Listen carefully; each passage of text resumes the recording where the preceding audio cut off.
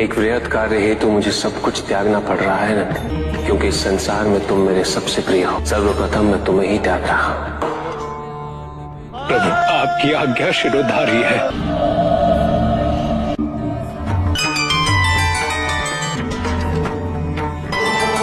अब समय आ गया है, मुझे आप दोनों से विदाई लेनी होगी। मेरे पुनः लौटने तक आप दोनों मेरे इसी प्रतिरूप पर विश्राम करो।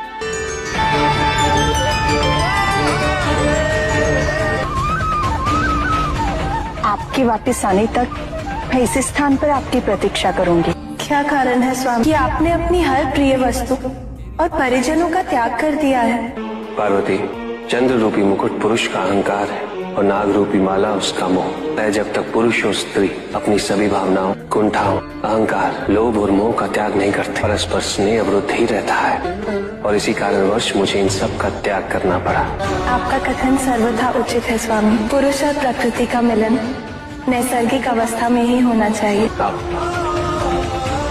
प्रस्थान का है। पार्वती, तुम प्रकृति हो और इस संसार में पुरुष तत्व का जन्म मुझसे ही हुआ है। पार्वती, तुम्हारे तत्व पुष्प में निहित है और मेरे तत्व पराग के कणों। इनके मिलन से जो सुगंध उत्पन्न होती है उसका आधार प्रेम ही तो है। प्राकृतिक रूप में तुम धरती हो और मैं बीज। इनके समागम से धरती के गर्भ से जो अंकुर उत्पन्न होता है हमारा प्रेम ही तो है। इसका तो ये अर्थ हुआ कि हम सदा एक दूसरे के पूरक रहे हैं। किसी न किसी रूप में हमारा प्रेम इस सृष्टि पर विद्यमान रहा है। हाँ पार्वती, यही पुरुष और प्रकृति का मिलन प्रेम की पराकाष्ठा है।